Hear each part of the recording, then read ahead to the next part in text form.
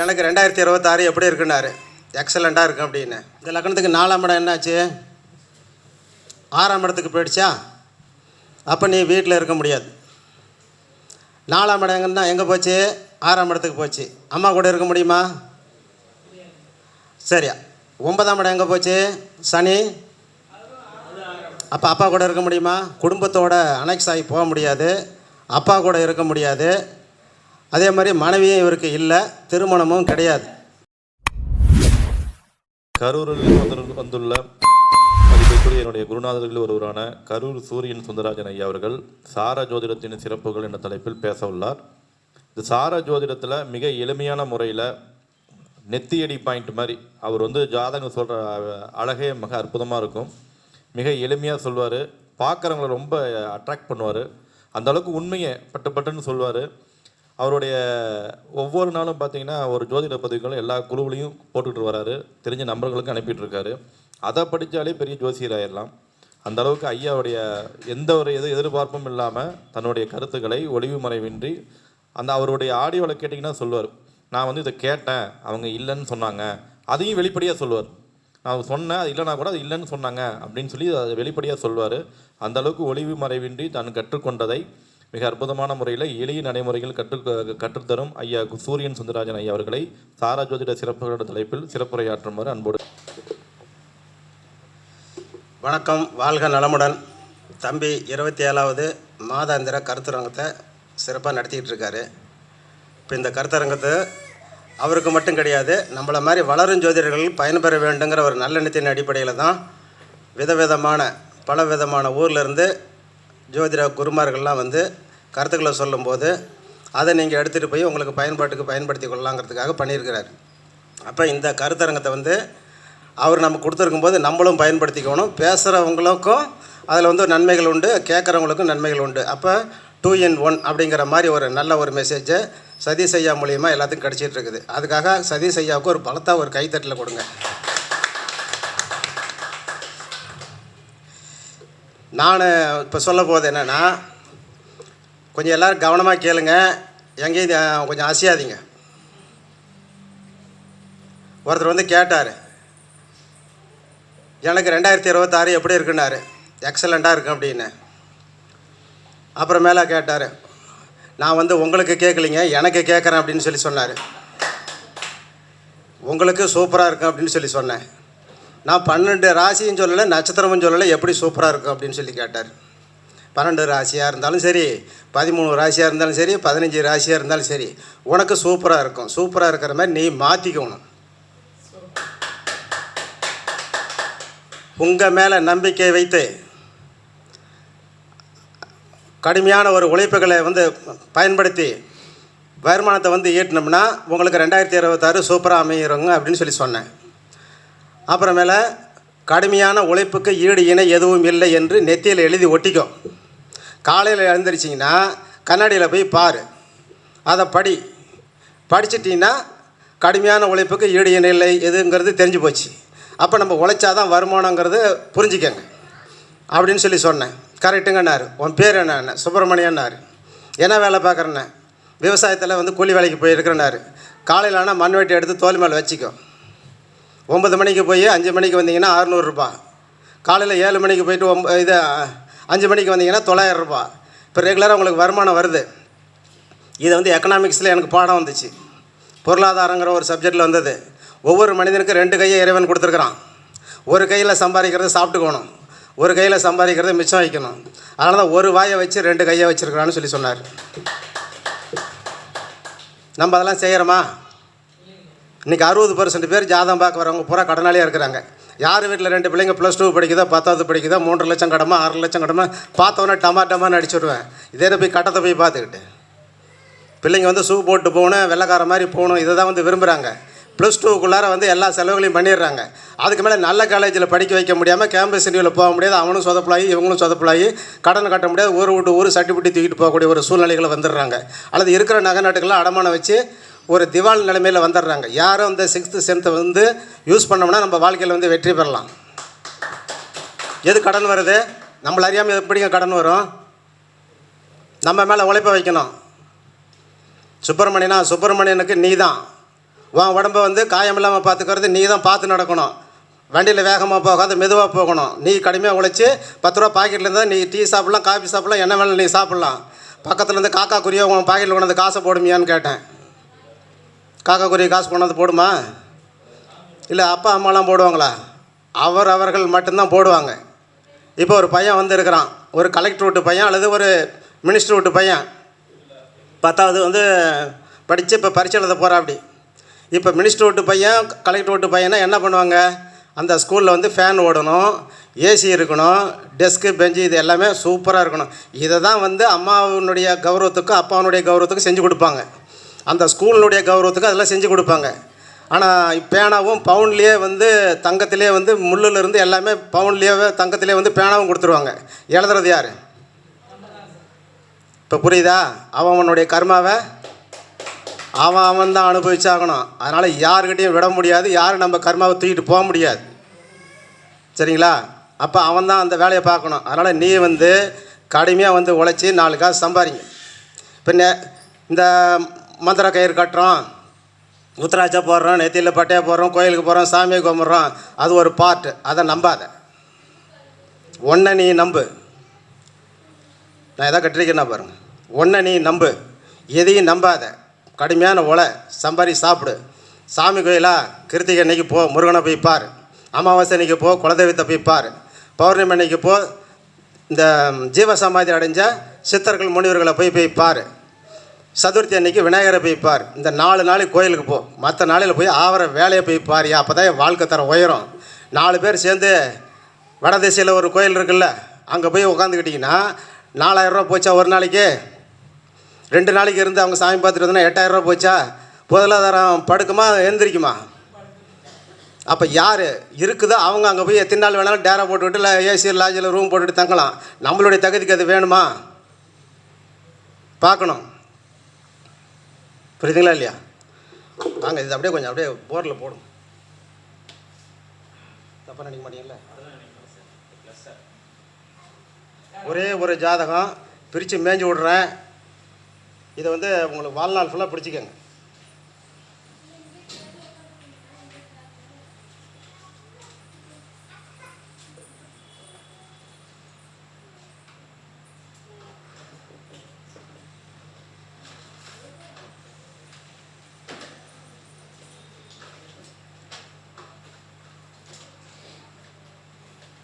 இது அப்படியே எழுதுங்க. இப்போ அவருங்க என்ன எழுத போகிறாரோ, இப்போ அவர் இங்கே என்ன எழுத போகிறாரோ அது அப்படியே நான் சொல்கிறேன். 10 நிமிஷம் தான் பேசுகிறேன், அதுக்கு எதுக்குங்க பேப்பரு? 15 வருஷம் ஜோதிடம் படித்தாச்சு, 10 நிமிஷம் பேசுகிறதுக்கு எதுக்கு பேப்பரு? மைண்டில் ரெக்கார்ட் பண்ணி வைக்கணும். அடிக்கடிக்கு மைண்டில் வைக்கணும். வச்சோம்னா தான் எங்கே போனாலும் நம்மளால் வந்து எந்த கேள்விகள் கேட்டாலும் பதில் சொல்கிறதுக்கு நம்மளை தயார் நிலையில் வச்சுக்கணும். சரி, இப்போ பாருங்கள், ஒரு ஜாதகம் போட்டிருக்கிறேன் பாருங்கள். 13/11/1982. கரெக்டாம்மா? 13/11/1982 வேணால் எழுதிக்கங்க. ஏன்னா இது உங்களுக்கு லைஃபுக்கு உதவும், அதுக்காக வேண்டி சொல்கிறேன், எழுதிக்கங்க. சாயங்காலம் 6:25 PM. பிறந்தது வந்து பாண்டிச்சேரி. அவருடைய இது வந்து மேல் ஆண் ஜாதகம். அது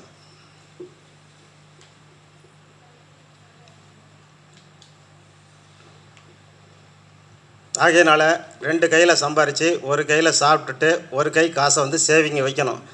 பெண்களாக இருந்தாங்கன்னா, பெண் குழந்தை பிறந்ததுன்னா வருடத்துக்கு 1 பவுன் அந்த தாய்மார் வந்து சேர்த்து வச்சா தான் அந்த பிள்ளைங்களை நல்ல வழிப்படுத்த முடியும். எல்லா பெண்களும் வீட்டுக்காரோடு சேர்ந்துக்கிட்டே வந்து செலவு பண்ணிக்கிட்டு போயிட்டா எப்படி பெண் குழந்தைங்களை வந்து வழி நடத்துறது? அப்போ குடும்பத்தை நடத்துகிறவங்க யார்? லேடிஸு.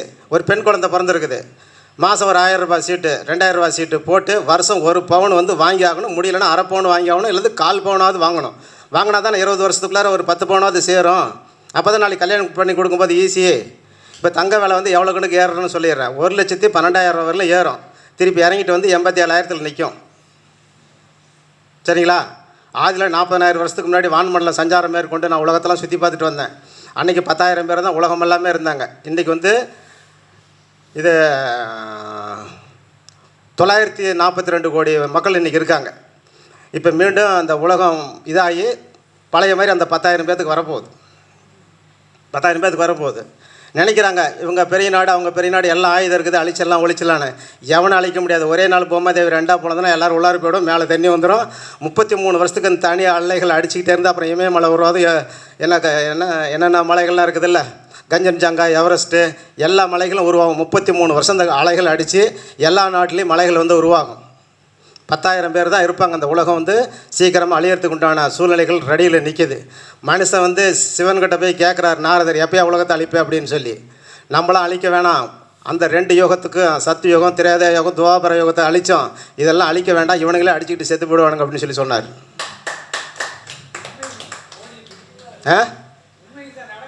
ஏன் எந்தெந்த நாட்டினுடைய தலைவராக அவங்களுடைய மைண்டுக்குள்ளார போய் இவர் பூந்துக்கிட்டார், பூந்து கிளப்படான்ட்டார்.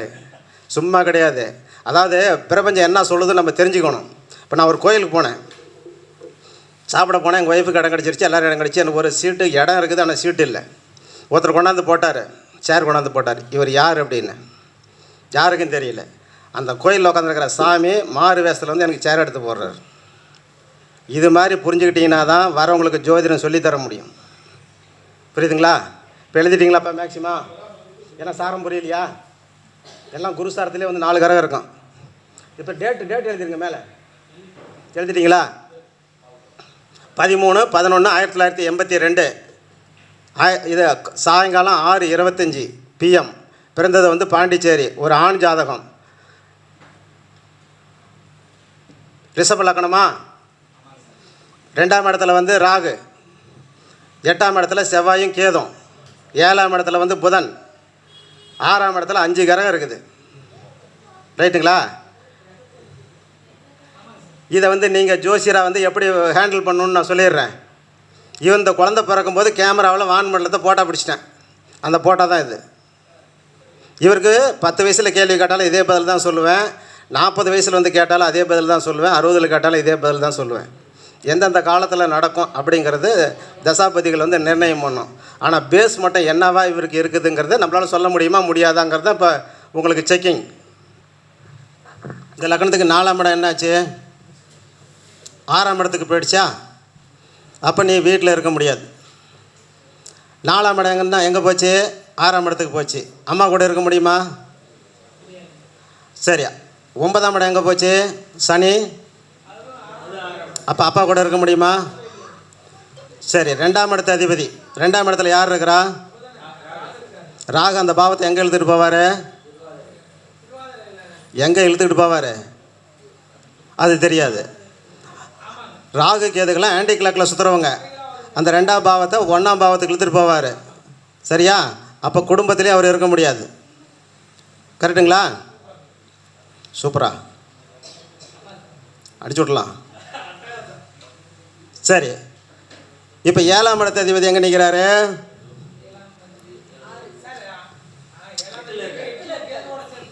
சேர்ந்துட்டாரா? அப்போ பொண்டாட்டோட இருக்க முடியுமா? அதுவும் போச்சா? 3ஆம் இடம் காமஸ்தானம் எப்படி இருக்குது? 6க்கு போயிட்டாரா? அவர் செவ்வாய் சாரமா? செவ்வாய் 8க்கு போயிட்டாரா? இவருக்கு ஒரு பருப்பு வேகாதுன்னு தெரிஞ்சு போச்சா? கரெக்டாக இல்லையா? இப்படிலாம் ஒரு ஜாதகத்தை வந்து பார்க்கணும். ரைட்டுங்களா? சரி.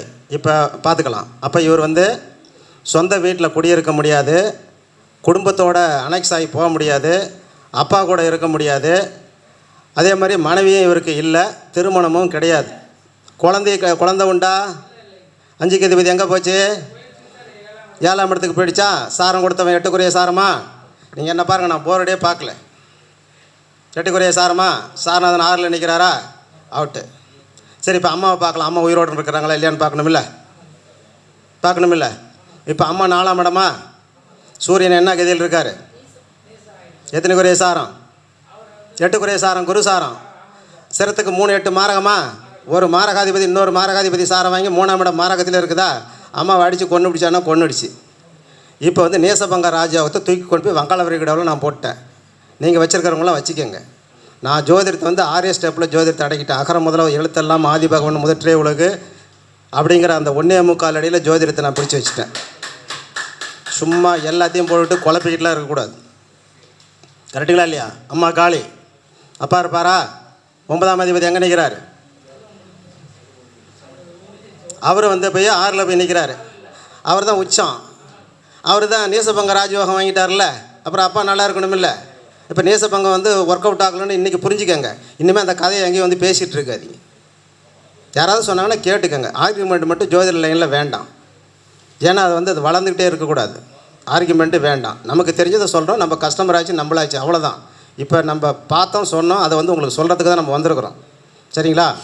இப்போ அந்த சனி வந்து செவ்வாசாரம் வாங்கியிருக்கா? அவர் 8ல் நிற்கிறாரா? அப்போ பாக்கியம் இவருக்கு உண்டா?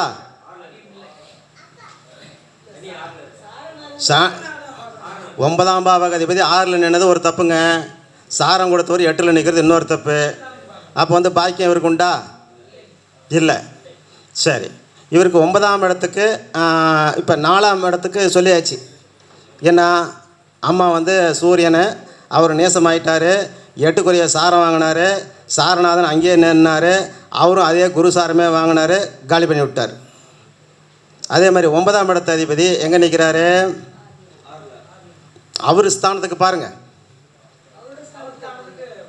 10ல் நிற்கிறார். கதையை 10ல் நிற்கிறாரா? எத்தனை குருவாரம் நிற்கிறார்? 8 குருவாரம் நிற்கிறாரா? 12 குரிய எத்தனை குரிய சாரம் வாங்கியிருக்காரு? செவ்வாய் சாரம் வாங்கியிருக்குதா? செவ்வாய் 12ல் போய் நிற்கிதா? 9ஆம் இடத்துக்கு 12ல் போய் நிற்கிதா? இப்போ ஜோதிடத்தில் 6, 8, 12 மேஜராக நம்ம எடுக்கிறோம். எந்தெந்த பாவகம் குறி காட்டுதுன்னு அப்படியே பருந்து தூக்குற மாதிரி தூக்கணும். அந்த பலனங்களை தூக்கணுமா, தூக்க வேணாமா? ஒரு சின்ன உதாரணம் சொல்கிறேன். மிதுன லக்னம் 4ஆம் இடத்துல புதன் இருக்கார். செவ்வாய் சாரம் வாங்கி செவ்வாய் 6ல் நிற்கிது. புதன் திசையில் என்ன நடக்கும்? அடுக்கக்கூடாது. அடுக்கக்கூடாது.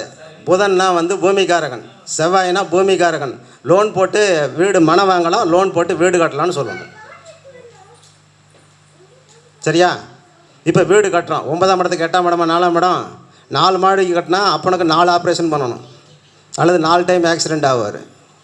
3 மாடி கட்டினா 3 டைம் அப்பாவுக்கு அடிக்கும். 8ஆம் இடம்னா அப்பாவுக்கு இமிசைகளை கொடுத்துட்டு தான் 4ஆம் இடம் எலும்பும். இப்போ வீட்டுக்கும் இந்த உயிர்களுக்கும் ஒரு சம்பந்தங்கள் இருக்குது. நிறைய இடத்துல வீடு கட்டினாலும் குடி போக முடியாது. இப்போ ஈரோட்டில் பஸ் ஸ்டாண்டுக்கு பக்கத்தில் ஒரு பில்டிங் இருக்குது. 40 வருஷமாக அந்த செங்கல் செவரோடையே நிற்கிது. பூசு வேலையே அது நடக்கலை, கேஸும் முடியல, அப்படியே கிடக்குது. காரணம் என்னென்னா இது மாதிரி தான். இப்போ புரிஞ்சிட்டிங்களா?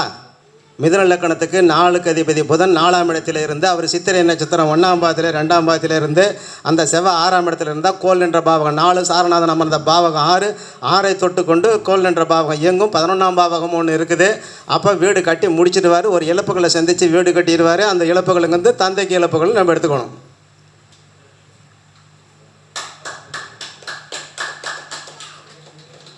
இப்போ அதே மாதிரி சொல்கிறேன்.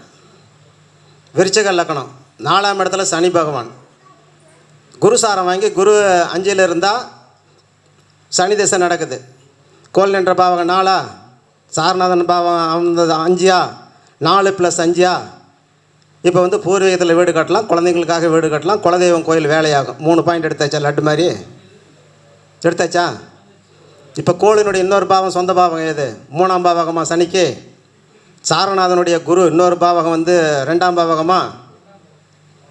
விருச்சிக லக்கணத்துக்கு 4ஆம் இடத்துல சனி இருந்து குரு சாரம் பெற்று குரு 5ல் இருந்தாலும் 2ல் இருந்தாலும் அவங்களுக்கு வீடு வந்து வேலையாகக்கூடிய அமைப்புகள் ஜாதகத்தில் வந்து இருக்குதுன்னு நம்ம சொல்லலாம். எப்போ நடக்கணும்? திசாபதிகள் வரும்போது நடக்கும்னு நம்ம சொல்லலாம். இப்போ அந்த 4ஆம் இடத்துல கூடிய சனி செவ்வாய் சாரம் வாங்கி செவ்வாய் 6ல் இருக்கிறார். இப்போயும் அதே சனி தசை தான் நடக்குது, அதே விருச்சிக லக்கணம் தான். இப்போ என்ன சொல்லுவீங்க? கோல் நின்ற பாவகம் 4ஆம் இடம் ஆடுது. ஆட்டுறவன் யார்? செவ்வாய் எங்கேருந்து ஆட்டுறான்? 6லேருந்து ஆட்டுறான். 6 + 4 + 3 + 1 இந்த பாவகம் தான் இயங்கும். இப்போ கடனை வாங்கி என்ன பண்ணுவார்? கடனை வாங்கி வீடு கட்டுவார். எப்படி கட்டுவார்? சனின்னா பழைய வீடு ஆல்ட்ரு பண்ணக்கூடியது தான் பண்ண முடியும், புது வீடு அங்கே கட்ட முடியாது.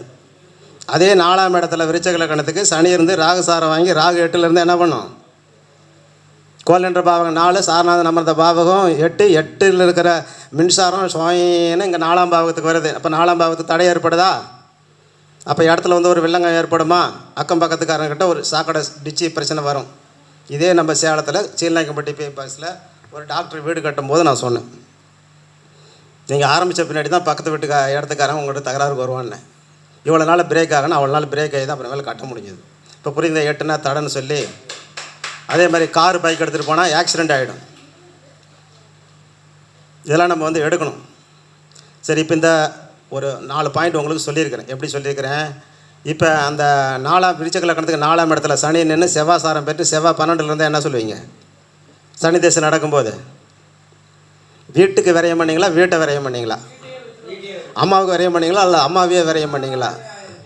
ஈஸியாக சொல்லிட்டு போயிடலாங்க. 2 பாயிண்டில் சொல்லிட்டு போகலாம். இதுக்கு என்ன போய் கம்பி போட்டு கடப்பாரை போட்டு மண்வெட்டி போட்டு இழுக்கணும் போய்? அப்படியே வாழைப்பழத்தில் ஊசி ஏற்றுற மாதிரி சதன்னு ஜாதகம் பலன்களை சொல்லிட்டு போகணும். இந்த பூச்சி பிடிக்கிற வேலை ஆகாது, பூச்சி மெழுகிற வேலை கிடையாது. இப்போ எனக்கு ஜாதகம் சொல்ல தெரியலன்னு வச்சுக்க, நான் என்ன தெரியுமா பண்ணுவேன்? 2 பரிகாரம் சொல்லுவேன். அப்புறம் அந்த 7.5 சனி 3.5 சனி அந்த 4.5 ராகு 4.5 கேது அதை கொஞ்சோண்டு சொல்லுவேன். இதெல்லாம் சொல்லிவிட்டு பூசி மேலேக்கு அந்தாங்க எல்லாம் நல்லா இருக்குங்க, ஜோராக இருக்குங்க. இந்த காலையில் ஒரு டிவியில் ஒருத்தர் பேசுவார், எல்லா ராசிக்கும் எல்லா நட்சத்திரத்துக்கும் நல்லா இருக்குன்னு சொல்லுவார்ல, அது மாதிரி சொல்லிவிட்டு எந்த வம்புமே இல்லை. இப்படியும் சம்பாதிக்கலாம், அப்படியும் சம்பாதிக்கலாம். இப்படி தான் சம்பாதிக்கணுங்கிற ஒரு ஸ்டாண்ட் பண்ணி நிற்கணும், சொந்த காலில் நிற்கணும். நின்னா தான் 10 பேர் நம்மக்கிட்ட பார்க்க வருவாங்க. அதனால் எபிலிட்டியை வந்து நம்ம கரெக்டாக கொண்டு வந்து நிறுத்தணும். புரியுதுங்களா? அப்போ இந்த பையன் ஒரு வயசுலேயே வந்து ஜாதகம் பார்க்க வந்தாங்கன்னா இவருக்கு என்ன சொல்லுவோம்? நான் தான் ஒரு வயசில் பிறக்கும்போது தான் வான்மண்டலத்தில் இது போட்டா பிடிச்சி தான் நீங்கள் ஒட்டி வச்சுருக்கிறேன். இன்றைக்கி அவரது கணிச்சு வச்சுருக்கிறேன். பிறக்கும்போதே கணிச்சு வச்சாச்சு. தம்பி பெரியவன் ஆக ஆக அம்மா காலி ஆகிடும். அதுக்கு பின்னாடி முதல்ல பாவகம் எது? 4ஆம் பாவகமாக ஃபஸ்ட்டு அம்மா தான் சாவும், 2வது தான் அப்பா சாவார். உனக்கு கல்யாணம் கிடையாது, குழந்தை குட்டி கிடையாது. 2ஆம் இடத்துல யார் இருக்கிறா? 2க்கு அதிபதி கட்டிருப்பான். 2க்கு அதிபதி 8க்கு அதிபதி சாரம் வாங்கியிருக்காரா? அவரே 11க்கு அதிபதி சாரம் வாங்கியிருக்கிறாரா? 2 போய் 6ஆம் இடத்துல நிற்கிது. 11 6க்கு தான் போயிடுச்சு, 8 6க்கு தான் போயிடுச்சு. அப்போ என்ன கிடைக்கும்? எல்லாமே இவருக்கு வந்து சரியில்லை. அப்போ இந்த பிரிவு சரியில்லாத ஜாதகம் அப்படிங்கிறத நம்ம இதை முடிவு பண்ணிக்கணும். அவனுக்கிட்ட சொல்கிறது வந்து பாதியை வந்து சொல்லிவிட்டு பாதியை சொல்லணும். ஐயா சொல்கிறது 2 விதம் இருக்குது. உங்களுடைய ஜாதகத்தில் அம்மா கூட அப்பா கூட இருந்து நீ வந்து வாழ்வதற்கான அதிகாரம் இல்லாத ஒரு ஜாதகம். அதே மாதிரி திருமண வாழ்க்கையும் உங்களுக்கு இல்லை. கல்யாணம் பண்ணினாலும் அது மனைவி ஒரு பக்கம் நீ ஒரு பக்கம் தான் இருப்ப. அதனால் அவமானங்கள் சங்கடங்கள் தான் வரும். சரிங்களா? இது இவர் செவ்வாய் வந்து சுக்கிரசாரம் வாங்கியிருக்கிறாரா பூராடமா? அப்போ லக்னாதிபதி சாரம் வாங்கினா இவரே வேணான்ட்டுருவார்.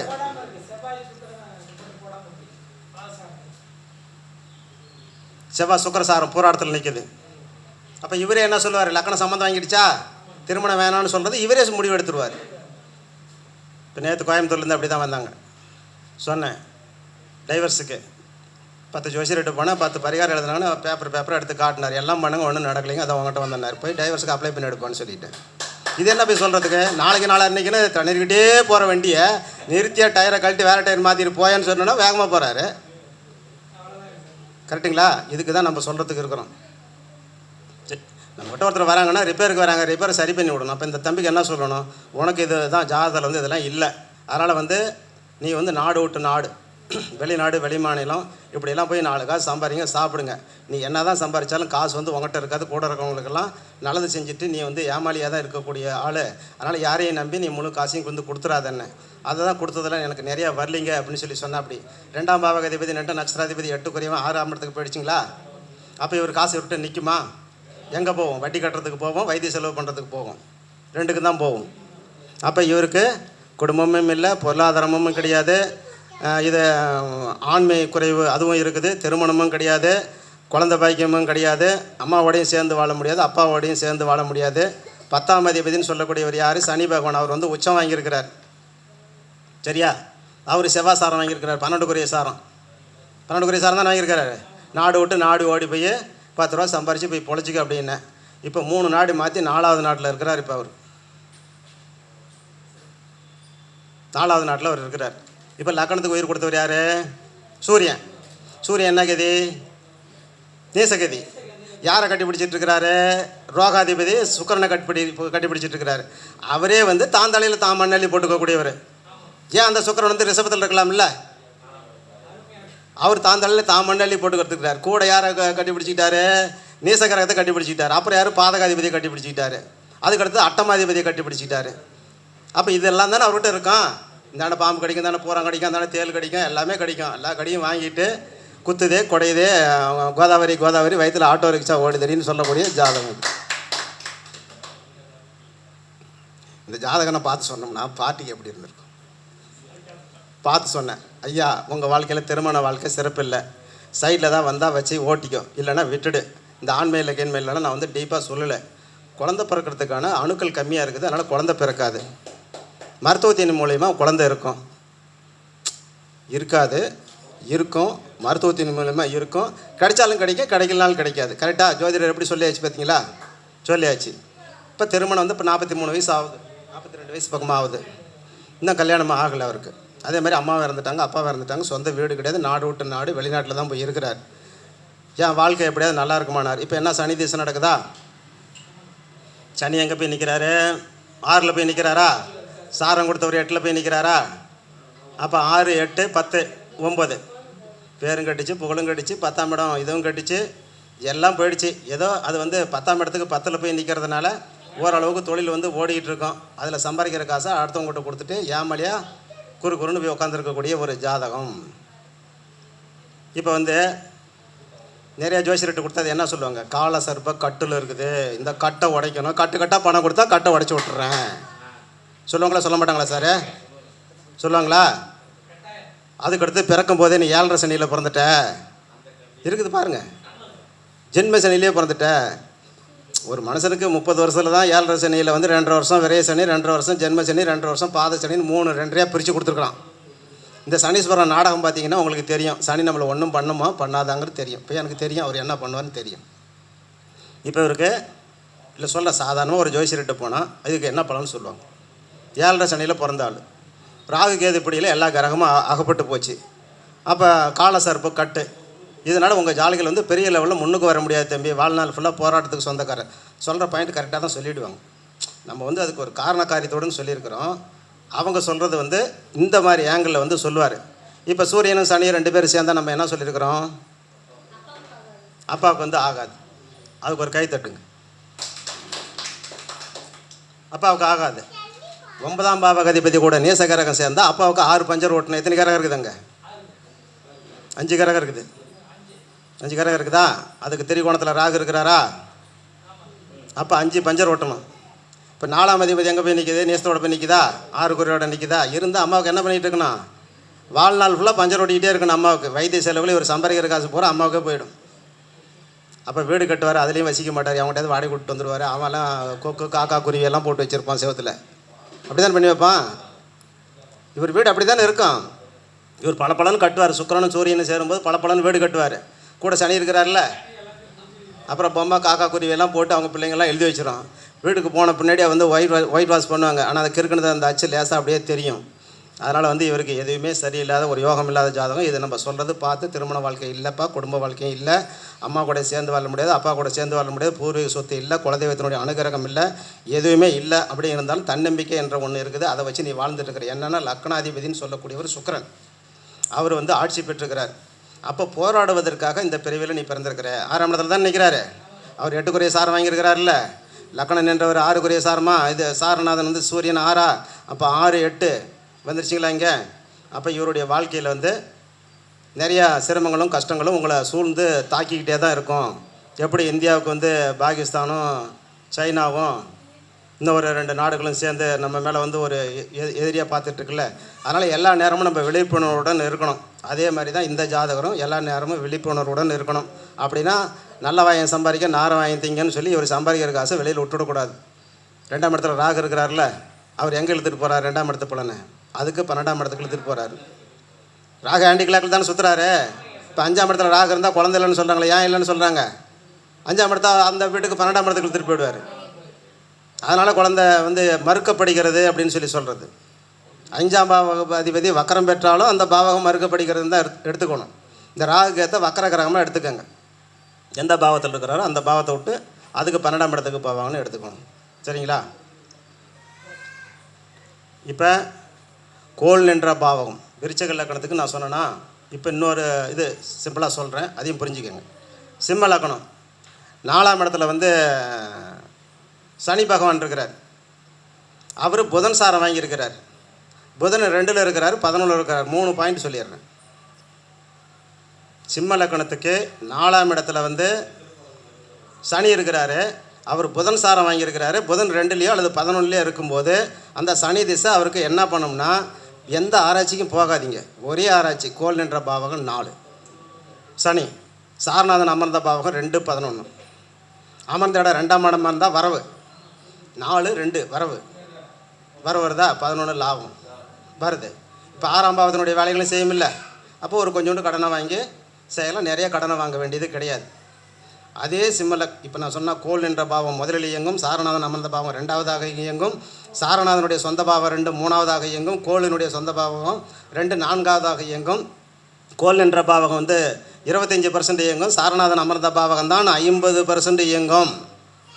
சாரநாதனுடைய மற்ற 2 பாவகம் 12% இயங்கும். கோளினுடைய சொந்த பாவம் 2 12% இயங்கும். ஆக மொத்தம் 100% இயங்கும். இந்த ஃபார்முலா மட்டும் வச்சுக்கோங்க. இந்த கிளாஸ் வர 25ஆம் தேதி கரூரில் நடக்குது, ஞாயிற்றுக்கிழமை அன்னைக்கு. விருப்பம் உள்ளவங்க வந்து படிக்கலாம். நான் அதுக்காக வேண்டியது நான் சொல்லலை. நிறையா இதுக்கு ஆராய்ச்சி பண்ணுறாங்க. பண்ணுறதெல்லாம் ஒன்றும் தப்பு கிடையாது. ஆராய்ச்சி பண்ணுறது தானே நிறையா கண்டுபிடிக்கிறோம். அதனால் அதெல்லாம் ஒன்றும் தப்பு கிடையாது. பட் வந்து ஒரு எளிமையாக பலன் சொல்வதற்கு ஒரு நல்ல ஒரு ரூட்டு இதில் இருக்குது. இப்போ அந்த 4லே இருக்கக்கூடிய சனி பகவான் கூட ராகு இருக்கிறார்.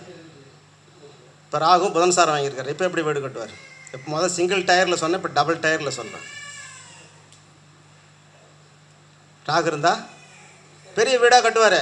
அவர் தான் பேராசை. அதான் எந்த பாவத்தில் இருக்கிற அந்த பாவத்தை ஆசைப்படுத்திடுவார்னு கட்டிடுவாரா? அப்போ ராகுனா பாம்புனா 18 புடைகள் இருக்கும். புடைன்னு சொல்கிறது நம்ம வங்குன்னு சொல்கிறோம்.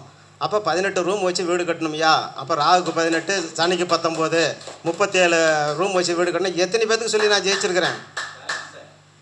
தென்னா கைத்தட்டு, இமயமலையிலேருந்து கைத்தட்டினாங்க. எனக்கு அங்கேருந்து சவுண்டு தீபத்து வரல எல்லாத்துக்கும் கேட்டுச்சு. கேட்கணும். அப்புறம் எதுக்கு நம்ம ஜோதிடம் படிச்சிருக்கிறோம்? ஜோதிடம் பெருசா நம்ம பெருசானா நம்ம தான் பெருசா? அதான் படிச்சிட்டோம்ல, படித்தாச்சு, அடிச்சாச்சா. இப்போ அதே இடத்துல இப்போ நம்ம இது எப்படி எடுக்கணும்? கோள் என்ற பாவகம் 4, அந்த பாவகம் இயங்கும். எத்தனை %? 25% இயங்கும். சனி சாரம் கொடுத்தவர் புதன் 2ல் இருக்கிறாரு. அது 50% இயங்கும். அப்போ 2ஆம் பாவத்தினுடைய பலன் 4ஆம் இடத்துக்கு போயிருக்குது. அப்போ ஒரு வீடு கட்டுவார் அப்படின்னு சொல்லி நம்ம எடுத்துக்கலாமா? சாரநாதனுடைய இன்னொரு பாவகம் எது? 11. அப்போ வந்து 4ஆம் இடம் வீடு இவருக்கு வருமானத்தை கொடுக்கும். கட்டி வாடகை கொடுவார். இங்கே ஏற்கனவே நம்ம என்ன சொல்லியிருக்கிறோம்? 11 வீடு கட்டுவார்னு இது ரூம் வச்சு கட்டுவார்னு சொல்லணும். வாடகை கொடுவாருன்னு எடுத்துக்கலாமா? இப்போ இந்த 4ஆம் இடத்துல இருக்கக்கூடியவர் அந்த சனி பகவான் சுயசாரம் வாங்கியிருக்காருன்னு வச்சுக்கோங்க. 6க்குரிய சாரம் வாங்கியிருக்கிறார், சனி சாரமே வாங்கியிருக்கிறார். அப்போ எப்படி அந்த திசையில் வீடு கட்டுவார்? கோள் நின்ற பாவகம் 4, சாரநாதன் அமர்ந்த பாவகம் 4, 2 4 தானே. அப்போ 6ஆம் பாவத்தினுடைய ஆதிபத்தியம் வருதா? அப்போ கடன் வாங்கி அவர் வீடு கட்டுவார் அப்படிங்கிறத நம்ம சொல்லிட்டு போகலாம். இப்போ அதே இடத்துல இன்னொருத்தர் இருக்கார்ல, குரு இருக்கிறார்ல, குருசாரம். இப்போ 4ஆம் இடத்துல கூடிய சனி குருசாரம் வாங்கி குரு 5ல் இருந்தால் ஒரு பலனை சொல்லணும், 8ல் இருந்தால் ஒரு பலனை சொல்லணும்.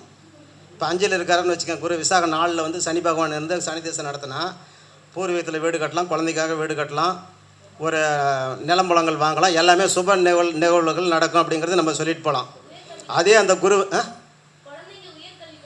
அதுக்கும் கடன் வாங்கலாம், குழந்தைங்களுக்காக கடன் வாங்கலாம். 8ல் போய் நின்றுச்சுன்னா வீட்டை இடித்து கட்டணும், வாகனங்கள் விபத்துக்குள்ளாகும், இவருக்கு வயிற்றில் வந்து ஒரு கத்தி வைக்கணும், ஆப்ரேஷன் பண்ணணும். 8ஆம் இடம்னா கத்தி வைக்கணும்.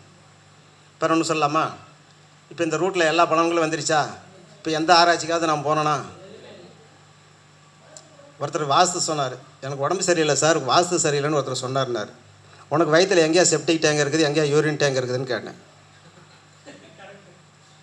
கேட்கலாமா கேட்கக்கூடாதுங்களா? அந்த டேங்கெல்லாம் மாற்றி வைக்க உனக்கு நல்லாகி போய்டும் அப்படின்னு சொல்லி. எல்லா மனுஷனுக்கும் யூரின் டேங்கு செப்டிக் டேங்க் எல்லாம் வயிற்றுலே இருக்குது இல்லை, உடம்பு சரியில்லை இல்லை. இதை போய் ரிப்பேர் பண்ணுறதை விட்டுட்டு நீ என்ன அங்கே போய் ரிப்பேர் பண்ணுற? அதையும் தான் பார்க்கணும். அது ஒரு சாஸ்திரம், அதையும் தான் பார்க்கணும். ஃபஸ்ட்டு உடம்பை பார்த்து கிளியர் பண்ணிக்கிட்டு அப்புறம் அங்கே போய் பாருன்னு சொல்லியிருக்கிறேன். சரியா? எத்தனை நிமிஷம் ஆச்சு நான் பேசி?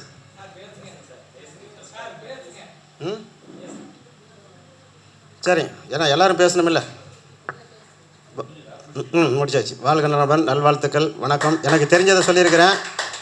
அது கொஞ்சம் அழுத்தம் திருத்தமாக ஆணித்தரமாக சொல்லியிருக்கிறேன், அவ்வளோதான். கொஞ்சம் ஆணித்தரமாக சொல்லியிருக்கிறேன், அவ்வளோதான், வேறு ஒன்றும் கிடையாது. இதே மாதிரி எங்கே போனாலும் ஒருத்தர் பேசுனாங்கன்னா ஒரு 4 பாயிண்ட் எடுத்துகிட்டு போய் அவங்க அப்ளை பண்ணி அவங்க 4 காசு சம்பாதிக்கணும். அது மாதிரி தான் பேசுவேன் நான். ஒரு அம்மா சொன்னாங்க, யூடியூப்பில் வந்து நாங்கள் போட்டோன்னா எனக்கு 2 ஜிபிங்க, அரை ஜிபிக்கு வந்து அவங்க வேறு ஒரு கதையெல்லாம் சொல்லிட்டு வராங்க, அதுக்கு பின்னாடி தான் பேசுகிறாங்க, அந்த ஜிபி முடிஞ்சு போகுது. நீங்கள் எடுத்த உடனே வந்து வாழ்க நலமுடன் வணக்கம் சதீஷ் ஐயாவுக்கு வணக்கம் போட்டு அவருக்கு ஒரு கைத்தட்டில் போட்டு உடனே டக்குன்னு ஆரம்பிச்சுக்கிறீங்க. நாங்கள் எந்த இடத்துக்கு எது வந்தோம்? கால நேரம் சுருதி யுக்தி ஞானம் இது 5ஐயும் கடைப்பிடிச்சி தான் பலன்களை சொல்லணும். இப்போ மேடையெல்லாம் வந்து பேச விட்டாங்க இந்த நம்ம ஆண்டு விழா மீட்டிங்கில். கரெக்டாக 4 நிமிஷம் தான் பேசினேன். இவர் வந்து நிறையா பேசுவார்னு சொல்லிட்டு எங்கேயோ போயிட்டார், ரவுண்ட்ஸுக்கு போயிட்டார். ஏன்னா அதுக்குள்ளே முடிச்சிட்டிங்களான்னு கேட்டார். அது மாதிரி பேசணும். கரெக்டுங்களா? அப்போ அவருக்கு எவ்வளோ சந்தோஷமாக இருக்கும். ஏன்னா நடத்துகிறவங்களுக்கு தான் தெரியும் அந்த கஷ்டம். இத்தனை பேருக்கு நம்ம பேரில் போட்டுமே அவங்களுக்கெல்லாம் வாய்ப்பு கொடுக்கணுமே, என்னடா இவரே பிடிச்சிட்டு அறுத்துட்டு இருக்கிறாருன்னு சொல்லி நம்ம சொல்லக்கூடாது இல்லை. அதனால் கால நேரம் சுருதி யுக்தி ஞானம் எல்லாத்தையும் பயன்படுத்தி சொல்லுங்கள். நோட்டை வந்து திறந்து வைங்க, என்ன மனசில் ஓடுதோ சொல்லுங்கள். யோசிச்சிங்கன்னா பாயிண்ட் மாறிக்கும். சூரியகலையிலேருந்து சந்திரகலைக்கு மாறிக்கும், சந்திரகலையிலேருந்து சூரியகலைக்கு மாறிக்கும். நான் 5வது படிக்கும்போது ஜெயராமன் ஒரு பையன், ஒயர்மேனுடைய பையன், வாதியர் வந்து கேள்வி கேட்பார். அவன் சொல்லுவான், அவன் சொன்னதை நான் சொல்லி பாஸுன்னு டிக் அடிச்சுட்டே வந்து எனக்கு வந்து குட்டுன்னு சொல்லிவிட்டு யார் சொல்ல தெரியாதாங்க அவங்கள போய் கொட்டுக்களை போட சொல்லுவாங்க. நான் போய் கொட்டு போடுவேன். ராஜாத்திங்கிற பிள்ளைக்கு போய் கொட்டு போட்டு, நல்லாயிங்கிற பொண்ணுக்கு போய் கொட்டு போட்டு, அப்புறம் அந்த பிள்ளைங்க வந்து மெதுவாக கொட்டுங்க ஐயா, நீங்கள் எப்படி வேகமாக கொட்டுறீங்க, நானே மெதுவாக கொட்டுவேன். வேற ஒரு பையன் மோகன்றாங்கன்னு ஒருத்தர், அவன் கொட்டினானே பிடிச்சிட்டு தான் கொட்டுவான். என்னமா இவன் பெரிய பதில் சொன்ன மாதிரி அந்த பிள்ளைங்களை போய் இது பண்ணுறது. அப்புறமே அவங்கள நான் வந்து மெதுவாக தான் இது பண்ணுவேன். அப்போ மெதுவாக போட்டால் வாதியர் திட்டுவார், வேகமாக கொட்டு போடுன்னு சொல்லுவார். இப்போ அந்த பையன் சொல்கிறதெல்லாம் நான் சொல்லி பாஸ் ஆகிட்டேன்னா அப்புறம் நீ சொல்லுப்பா, அவன் பக்கத்தில் இருக்கிறவனே சொல்கிறான் நீ சொல்லணும் போது அவன் சொன்னான் அது தப்பாயிடுச்சு. அங்கே தான் நிற்கிறான்னு ஆர் சுந்தரராஜன். ஓகே சொன்னாங்க, ஏயா திருநீர் இங்கே வைக்கிற, சிவப்பு இங்கே வைக்கிற, சாமி அங்கேயே தான், சாமி அங்கேயே இருக்குது அப்படின்னு சொல்லி கேட்டாங்க. நீங்கள்லாம் சாமியை கும்பிட்றீங்க, நானும் எங்கள் அம்மாவையும் அப்பாவையும் தான் கும்பிட்றேன். மேலே இருக்கிறவர் வந்து எங்கள் அப்பா பி ராமநாயுடு, பெருமாள் நாயுடு மகன் பி ராமநாயுடு. அவரை நினச்சிக்கிட்டு இந்த இடத்துல திருநூறு வைக்கிறேன். அதுக்கு பின்னாடி எங்கள் அம்மா பேர் வந்து ராமஜெயம், ஆர் ராமஜெயம். அவங்களுடைய இதை வந்து சிவப்பை இங்கே வைக்கிறேன். இவங்க 2 பேரும் என்னை பார்த்துக்கிட்டா போதும். இவங்க தானே என்னை பார்த்துக்கிட்டாங்க சின்ன வயசுலேருந்தே. அதுக்கு பின்னாடி தானே அவங்க விரல் காட்டி தான் நம்ம இங்கெல்லாம் போனோம். யாரும் தேவையில்லை, அவங்க 2 பேரும் போய் என்கிட்ட வாழ்ந்துட்டு இருக்கிறேன். ரைட். மிக அற்புதமான முறையில் அவருக்கே உண்டான பாணியில் மிக சிறப்பான முறையில் தாரா ஜோதிட பலன்களை தந்த சூரியன் சுந்தரராஜன் ஐயா அவர்களுக்கு ரவிச்சந்திரன் ஐயா அவர்களும் சின்ன மரியாதை செய்வார். வாங்கய்யா.